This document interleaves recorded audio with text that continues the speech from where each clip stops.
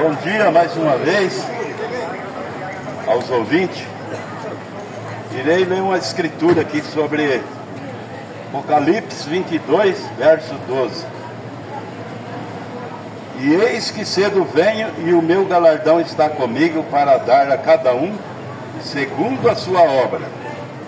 Eu sou o Alfa e o Ômega, o princípio e o fim, o primeiro e o derradeiro. Bem-aventurado aqueles que levam as suas vestiduras no sangue do Cordeiro, para que tenha direito à árvore da vida e possa entrar na cidade pelas portas. Só até aqui. Então nós vemos aqui que ele fala que ele é o Alfa e o Ômega, o primeiro e o derradeiro. Como é que pode uma coisa, se eu sou o primeiro, eu ser o segundo depois?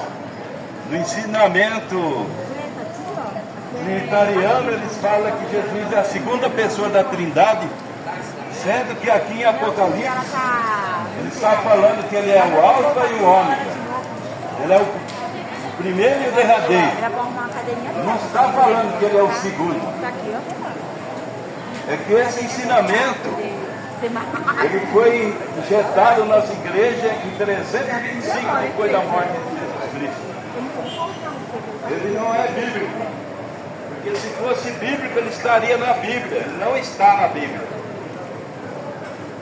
Está uma escritura em Mateus 28:19 que fala assim: ide por todas as nações, ensinando-as, batizando no nome do Pai, do Filho e do Espírito Santo. Só que os homens colocam esses títulos, Pai, Filho e Espírito Santo. Isso não é nome. Eu sou pai, meu nome é Carlos.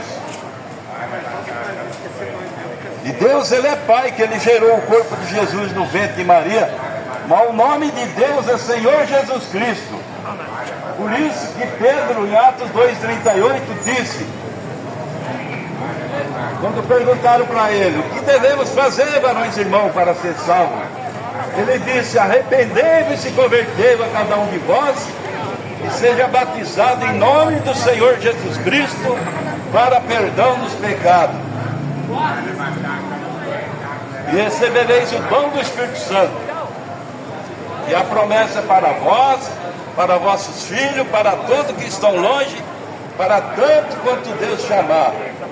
Então, se Deus te chama, você tem que usar esse nome no seu batismo. Você tem que crer nesse único Deus, que é o Senhor Jesus Cristo.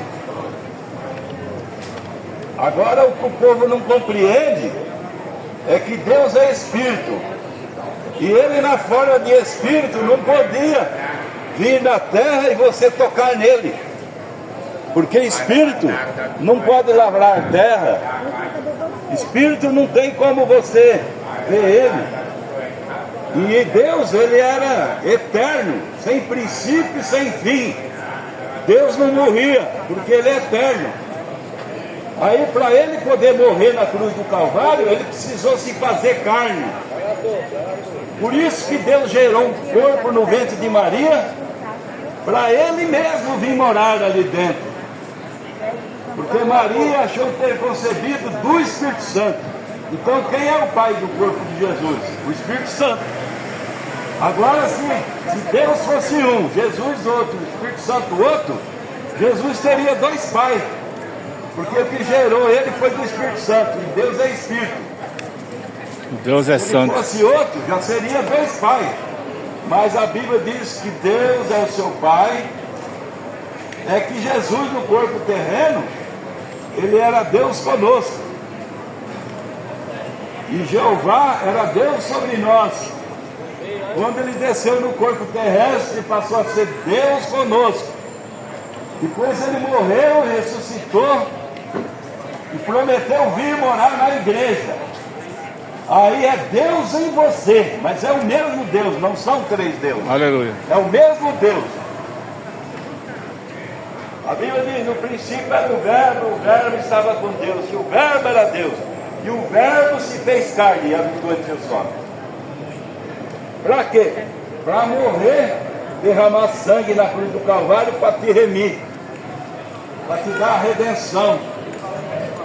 É para isso que ele se fez carne, porque em forma de espírito ele é eterno, ele não morreria. Aí quando ele morreu e fez esse sacrifício por você, ele voltou na forma original que ele era, de espírito, e está intercedendo por você. A Bíblia diz que ele intercede por nós com gemido inexprimível, para nos guiar na palavra dele. Por isso que ele mandou pregar o Evangelho. Ele disse: ide por todas as nações pregando o Evangelho a toda criatura. Quem crer e for batizado será salvo, mas quem não crer será condenado.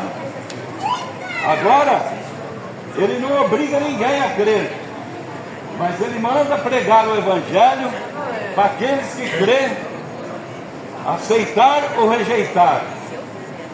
Quando você está sendo julgado num tribunal, ali tem um juiz, tem um advogado, um se acusa, o outro te defende. O seu é o de defesa. E esse advogado que vem para nos defender é o próprio Senhor Jesus Cristo. Aleluia. Quando você crê na palavra dele, você aceita ele, ele está obrigado para com a sua alma de te orientar por onde andar, o que ouvir. Por isso que a Bíblia diz: examinai as Escrituras e procurar ter nela a vida eterna, que são elas que de mim testificam, e fazei prova de mim. Deus manda você fazer prova dele. Aleluia. E as Escrituras nunca têm falhado. O homem que fala em ver o cumprimento das Escrituras. As Escrituras sempre falam o que vai acontecer, mas o homem sabe o que Deus fez, o que ele vai fazer, mas na hora que ele está fazendo, o homem não reconhece. Verdade. Sempre quando ele vai reconhecer que Deus fez aquilo, já é tarde. A Bíblia profetizava que uma virgem ia dar à luz um filho 700 anos antes. Quando aquilo cumpriu nas Escrituras, o que os homens mais religiosos, que deveria ser o sábio, fez com ele? Catou ele e levou para a cruz para crucificar, sendo que eles que ensinaram na sinagoga que uma virgem ia conceber. Eles chamaram aquele filho de ilegítimo, de falso profeta, de demônio, quando era o seu Deus que estava na terra amando a sua alma para morrer por eles. Mas eles não reconheceram. Alguns foi reconhecer quando viu a natureza envergonhada daquele ato que os homens fizeram com ele na cruz do Calvário. E quando você rejeita a palavra de Deus, você está crucificando a Jesus Cristo, com a sua atitude negando a palavra dele, virando as costas. Você será culpado do sangue de Cristo naquele dia que ele foi morto. Agora, quando você é um predestinado e eleito do Senhor antes da fundação do mundo, essa é a maneira de você se identificar com Deus, é crendo na sua palavra, obedecendo ela, pondo em prática aquilo que você ouve. Por isso que em Atos 2,38 perguntaram para Pedro: o que faremos, varões e irmãos, para ser salvos? Ele falou: arrependei-vos, se convertei e seja batizado em nome do Senhor Jesus Cristo para perdão dos pecados, e recebereis o dom do Espírito Santo. Então essas escrituras aí é o início da igreja que Deus levantou em Atos 2,38. E a Bíblia chama que os apóstolos são nossos pais na fé. Você, para ter os seus pais na fé, você tem que ter naquilo que eles pregaram. Aleluia. E se Pedro ensinou dessa maneira, é a maneira bíblica. Você não vê o batismo de outra maneira nas Escrituras, a não ser em nome do Senhor Jesus Cristo. Atos 19, Paulo batizou os discípulos de João em nome do Senhor Jesus Cristo também. Por quê? Porque esse é o nome do Pai, do Filho e do Espírito Santo. É por isso que essas escrituras afirmam que o batismo é dessa maneira. Quando você é batizado nos títulos de Pai, Filho e Espírito Santo, esse batismo é pagão. Você não foi batizado de acordo com as Escrituras.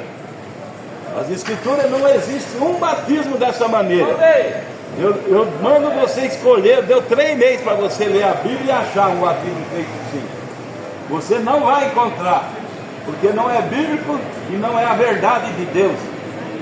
Mas é a mentira que as religiões criaram para enganar o povo. E o falso profeta e falsos cristos quer dizer falso ungido. Ensina um ensinamento que não é escriturístico. Isso é falso profeta. Tem pessoas que pensam que um falso profeta é só aquele que chega aqui: ei, meu servo, eis que eu digo isso e aquilo. Não. No início da igreja, a Bíblia já afirma: filhinho, acautelai-vos com os falsos profetas e falsos cristos, que presentemente já estão no meio de vós. Já estavam enganando pessoas no início da igreja. Imagina agora nessa era, que as religiões, em vez de pregar Jesus Cristo, prega política, prega Marçal, não sei mais quem. A Bíblia manda pregar Jesus Cristo, não política. Religião não tem nada a ver com política. Então a coisa está toda podre. Mas Deus tem um povo na terra escolhido que prega a verdade até hoje. Elias, no seu tempo, achou que só tinha ele. A coisa estava tão ruim que ele achou que só era ele crente. Aí Deus falou para ele: não, ainda guardei 7.000 homens que não dobraram o seu joelho diante de Baal. E nessa era a coisa está tão defasada nas igrejas que parece que acabou as religiões. Só tem política. Todo mundo é crente, carrega uma Bíblia, mas na hora que chama para as Escrituras, ninguém obedece nada das Escrituras. Só tem um nome de crente. Mas o nome crente quer dizer ser cristão, ser como Cristo. E quem é cristão, ser como Cristo, obedece às Escrituras. Por isso que a Bíblia diz: examinai a Escritura e procurai ter nela a vida eterna. E são elas que de mim testificam. Não é a igreja tal, a igreja tal, a igreja tal. Tem gente que fala: meu avô era dessa igreja, daqui eu não saio, daqui ninguém me tira.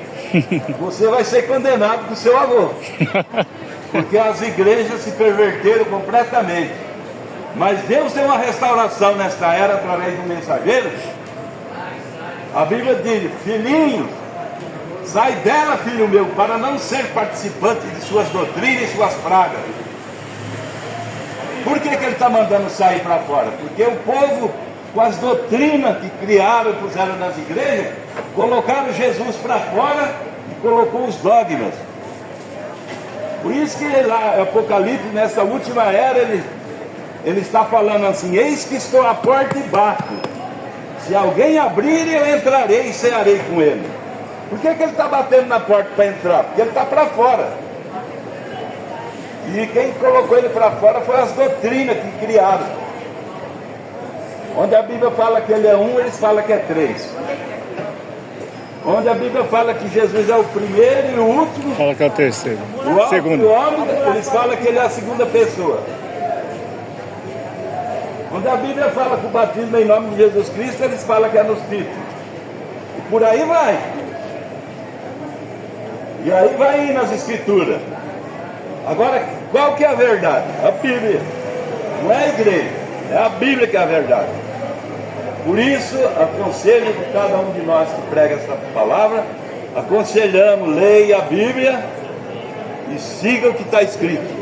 E pratica da maneira que você entendeu o que está escrito. E para o batismo em nome de Jesus Cristo não precisa interpretação. A interpretação já foi feita, que é o Pedro batizando as pessoas. E é ali que é a confirmação. E dali você vai ver nas referências batismais, todos os batismos foram em nome de Jesus Cristo. Amém. Se você segue essas escrituras, você não erra. Então eu aconselho cada ouvinte que ouviu essa palavra, examinar as Escrituras.